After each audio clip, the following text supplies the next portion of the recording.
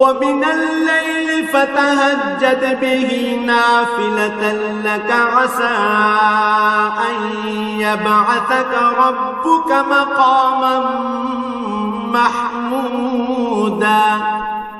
রাতের কিছু অংশে তাহাজ্জুদ নামাজ প্রতিষ্ঠা করো, এটা তোমার জন্য ফরজ নামাজের অতিরিক্ত একটা নামাজ।